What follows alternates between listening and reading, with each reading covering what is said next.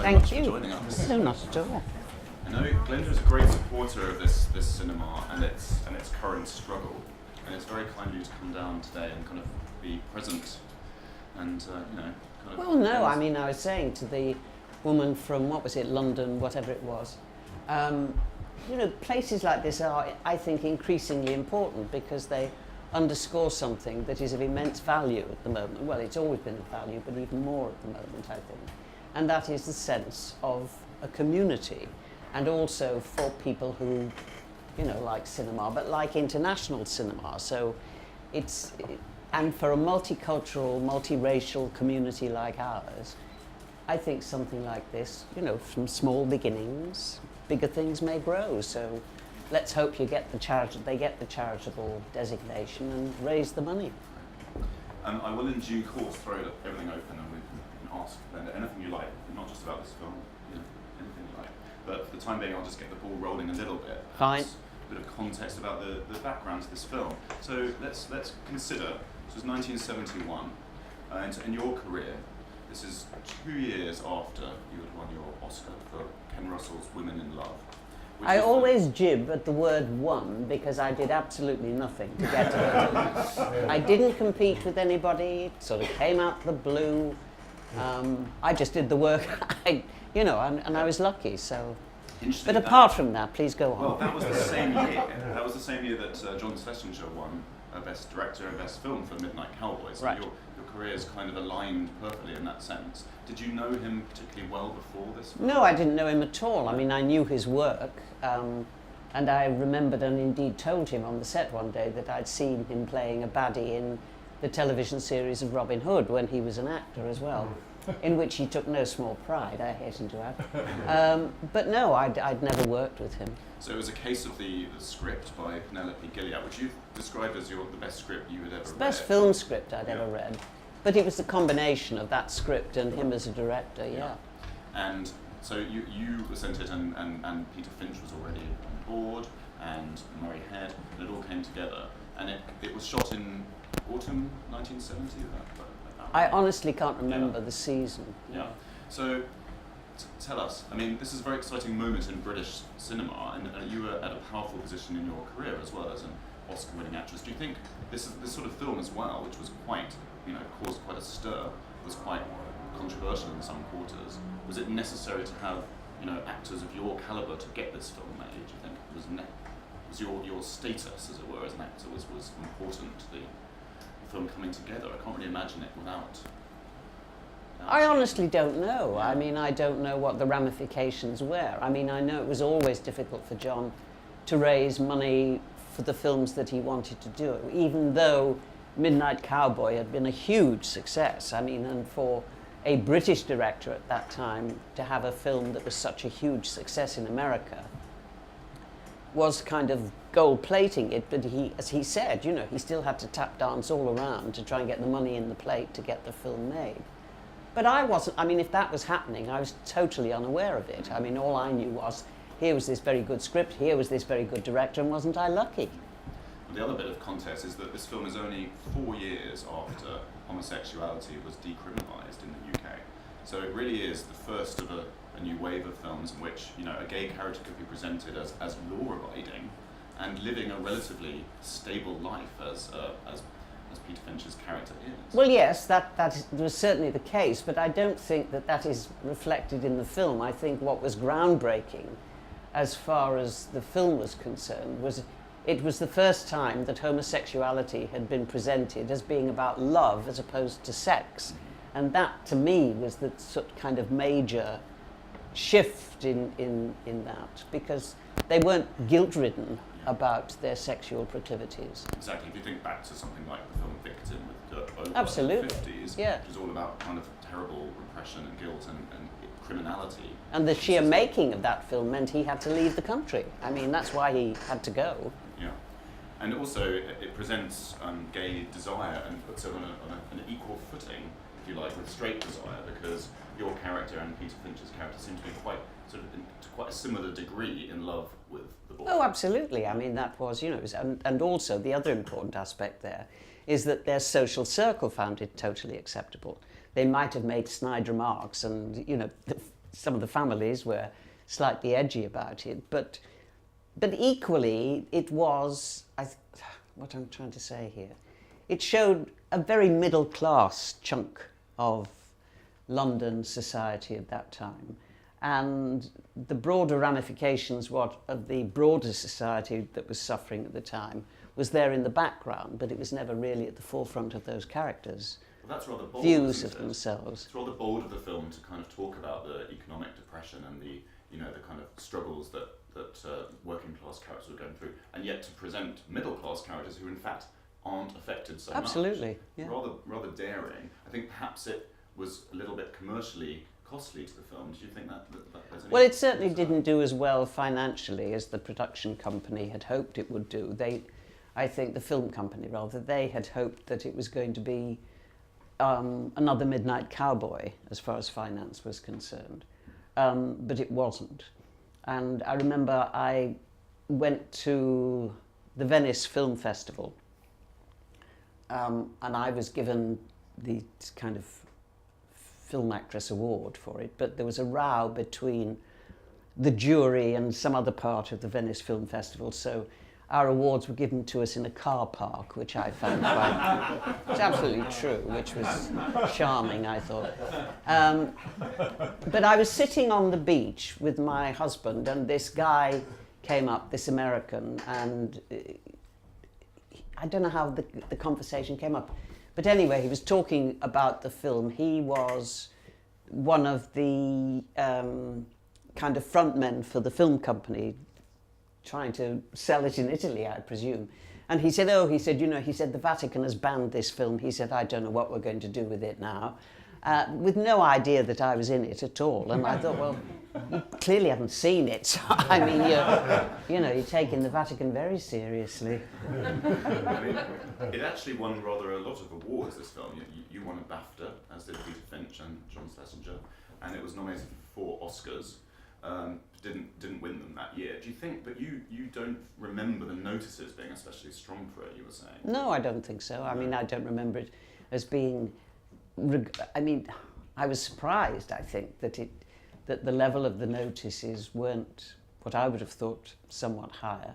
But I mean, at that time, the decider was how it was received in America, and it wasn't received well in America, and the company didn't know how to sell it. It was as simple as that. Yeah. So in a way, there was an air of disappointment around it for some time, and yet now I feel as though it's a film that's being talked about again and screened again, and has found new audiences today, new viewers today. There's the new Blu-ray of it now. I think people are beginning to acknowledge that it was actually a very important film for its It'd be moment. interesting if that is the assessment of it. I mean, I can't share your. I didn't feel disappointed with it, because I mean, it was So great good. to do. Yeah. No, but I mean, the actual work was so Sure. good.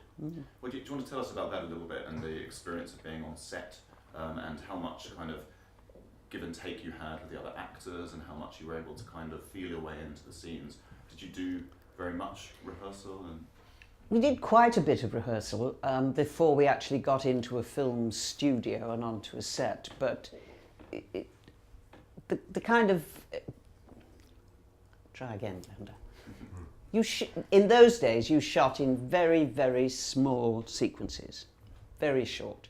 And so you'd get there early in the morning, you'd wait for ages until all the technical things were right, and then you'd get on the set, and eventually John would say action, and you'd do it. And there was one scene I remember where, between Murray and myself, where we went to, I think it was 28, 29 takes, because it was technically a very, very difficult film, a very, very difficult shot to get. And it was a day when the BBC was there filming a film about making a film. And so John said, fine, I've got it. And the BBC said, could you do it again for us? And we did, and it was completely dead. But if John had said, right, I'm going again, do you know what I mean? It's that, what I'm trying to say here is, it's live when you do it. You could think about what you've got to do, and you can think about what you've done after, but it has to be live when you do it.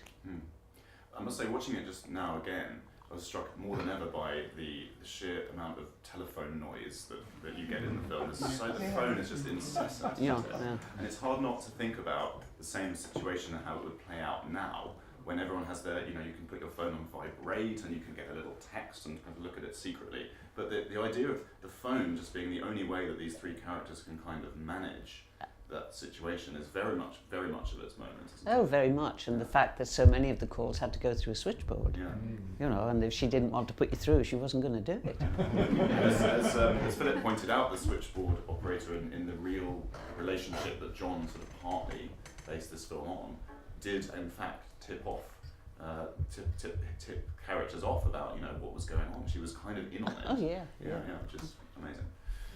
Well, we might move a little bit forward into your later career perhaps before I throw things open. Okay. So this film was as I say, at quite a pivotal moment for you.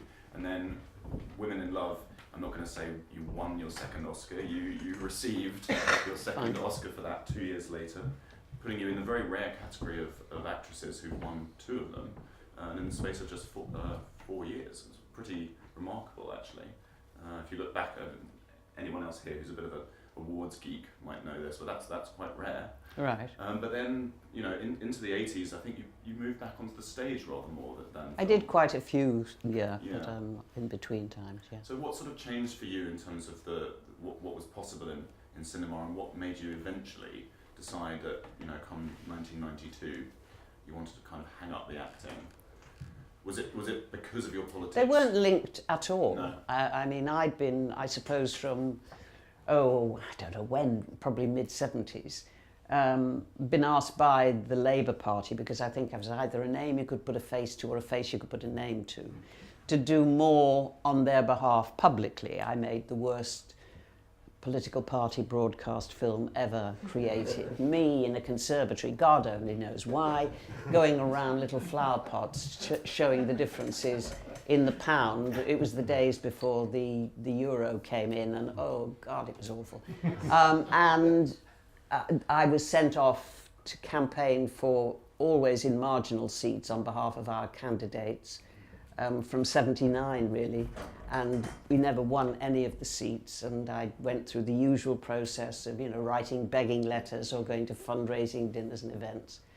And then out of the blue really, I think it must have been about 89, Hampstead and Highgate had to select a prospective candidate, and they wrote to me and said would I consider putting myself forward as a possible contender. And it was about the time that Thatcher had said there is no such thing as a society, which enraged me so much that I walked into my closed French windows almost breaking my nose.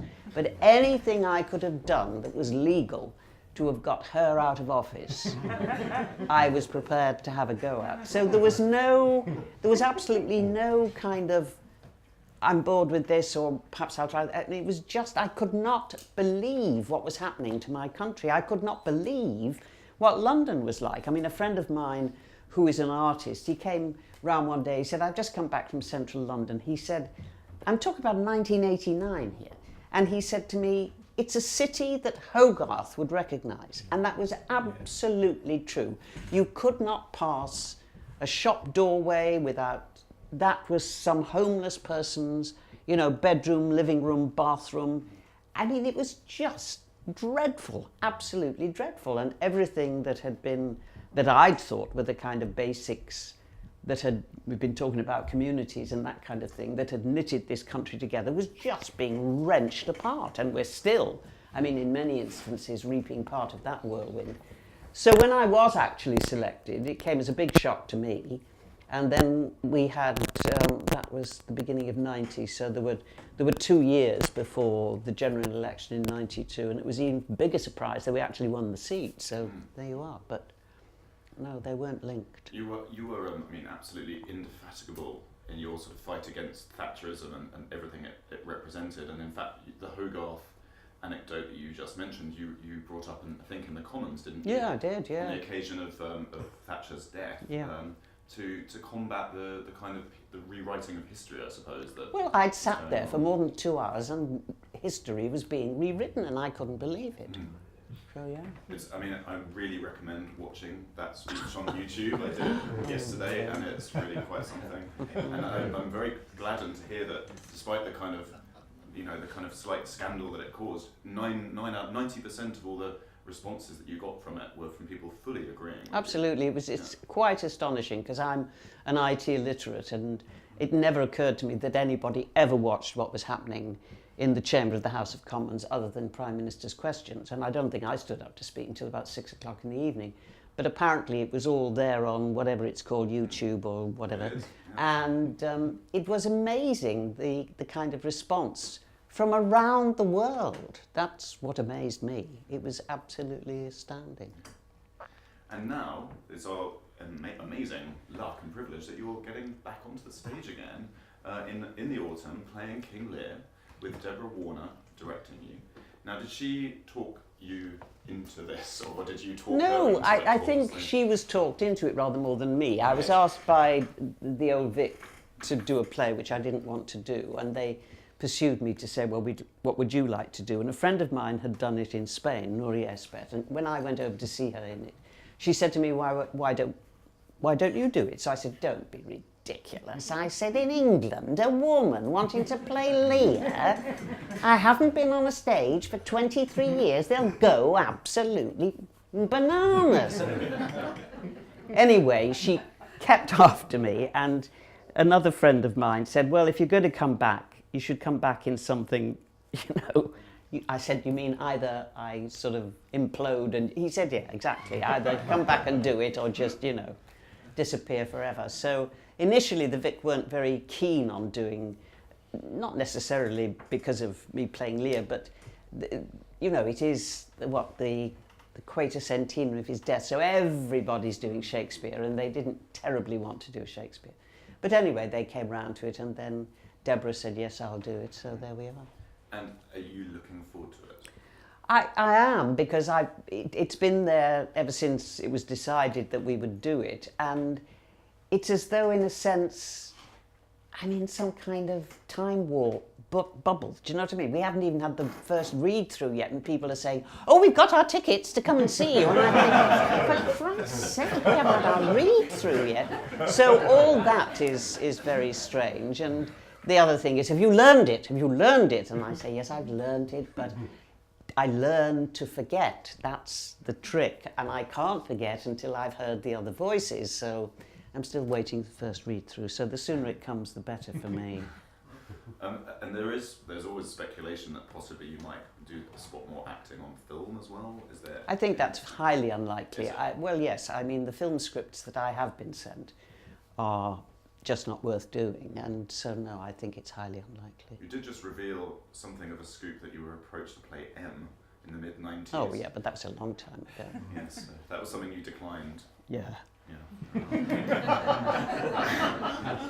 Now I'm going to throw it open. If I could just ask, stick your hand up with a question and try and make it as question-y as possible, if you know what I mean, rather than statements. We will kind of get some direct responses. So please, everyone, anything you want to ask Glenda, really.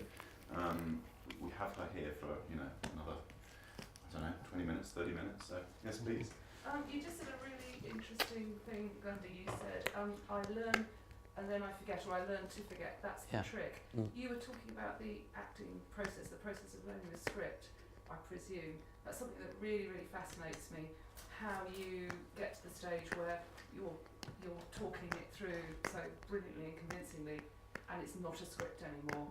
For us, anyway, it's not a script. Well, that's the trick, if it is a trick. But I mean, it's not something you can do on your own, which is why I say, you need the other voices, because essentially, it's listening. I mean, it's being able to listen and to sort of hear what they're saying for the first time, even though in fact you're going to hear it 8 times a week. But that's the way of it, really. Yes. Hello, Glenda. Hello. Was there something about the business, the shallowness or the ego, or something that contributed to that decision to leave it? Because personally, I'm seeing this today, I'm heartbroken that you stopped being our our greatest actress? Well, just to take you back to that scathing criticism of my longest profession and all my colleagues within it, the kind of behaviour you see in the Houses of Parliament, the egos that clash down those corridors, would not be tolerated in a professional theatre for 30 seconds. They simply would not. And that was one of the most shocking things for me, because I had been very fortunate in the work that I had done, where everything, I mean everything here, whether, regardless of the medium, be it film, theatre, television, that group of people who, in the main, are usually strangers, even though you have to learn to be able to communicate on a much faster time range and at a much deeper level than the usual social exchanges that we go through. There was one purpose. There was a shared goal. It was to make whatever you were doing the best it could possibly be with that group of people engaged. So I suppose the cliche is teamwork. Teamwork in Parliament is virtually non-existent. And I found that really, really shocking. So, and also, I mean, that's one side of it. On the other side of it, to leave it, I was very lucky in my career, but for all the good work that I was offered 10 times that of absolutely dismissible crap. And that doesn't seem to have changed much, I'm sorry to say. And certainly, given the kind of changes that we've seen in the world, I still find it absolutely bewildering as to why creative writers don't find women interesting. We are still hardly ever the dramatic engine of whatever it is, whatever the medium. We're still 9 times out of 10 there as a kind of adjunct for the kind of male engine that's driving it. And I find that just bemusing, actually. To interject, actually, was it ever a temptation for you to move into directing yourself or take? No. Not something, because that's how those decisions can be made in the industry, is if you get more women behind the camera, perhaps. Well, that's the myth we're fed. Right. I simply don't accept that. It's more complex than that, and certainly, I remember having a conversation with a friend of mine who's a novelist, and I was saying that, you know, there's never this argument really about women novelists. It's entirely accepted. There's always this argument about women dramatists or scriptwriters. It's changing. I mean, certainly television, American television is changing that aspect of it. But, I mean, my theory is, you know, women can still do all the things that they're expected to do, like look after their families and one thing and another, and write a novel when the kids have gone to bed. You can't do a play like that, because you have to actually be there. You know, when actors say to you, do I really have to say this? I mean, couldn't I just trim this a little bit here, a bit there? So there's something basic in the structure of the work that the individual is trying to be creative about that is different, I think. Any more? Yes, I'll go back first and then front. Yes, you. Yes. Hi. I've got a question. I don't know if you can see me. Just shout up. Yeah. Correct me if I'm wrong, but I think you played Bernarda Alba quite a few years ago. Yeah. Because it came to me when you mentioned Nuria. Singer. Yeah. And you mentioned as well that it's the 400th anniversary of Shakespeare, but it's the 80th anniversary of Garcia Lorca's death as well. So, and now you are talking about women in theatre and so on, and Bernarda Alba is her plus 4 other women. How was playing such an iconic play here in London? And I'm pretty sure at the time the Queen of Spain came to see the play. She did. And I think you said that the Queen of England could never go to Spain to see. No, I said that. No, I didn't say that. I mean, it was really. I think this is my first memory of somebody called Glenda Jackson. No, what I said was, I mean, we were doing it in Hammersmith. Yeah, That was where we first did it. And as a courtesy, because it was the first time the play had been done in England, it had never been performed in England. And the theatre invited the Spanish ambassador to come to the first night. And the Spanish ambassador wrote back, or rather his office did, very courteously, "Thank you so much, but unfortunately the diary won't allow it." On the Friday, before we opened on the Monday, the Spanish embassy rang the theatre in no small panic, saying that the Queen of Spain, her son, the King's sister were coming to see the play, and could they please have tickets?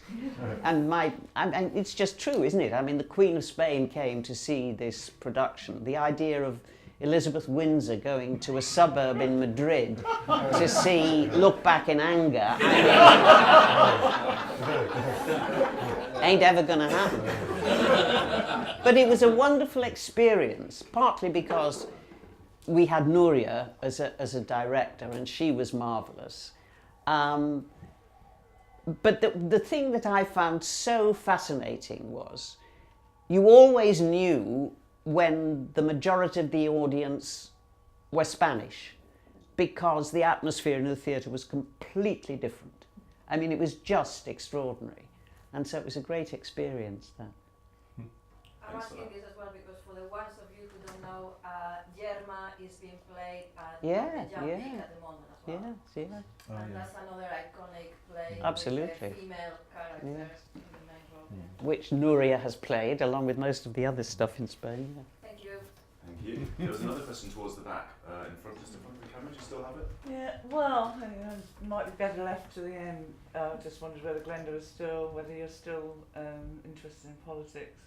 How could anyone fail to be interested in politics? The really interesting thing is defining now, what do we mean by politics? I mean, it all seemed to have changed so dramatically and drastically in such a short space of time that how one keeps up with it, I really don't know. I mean, it's... Do you wish you still in it?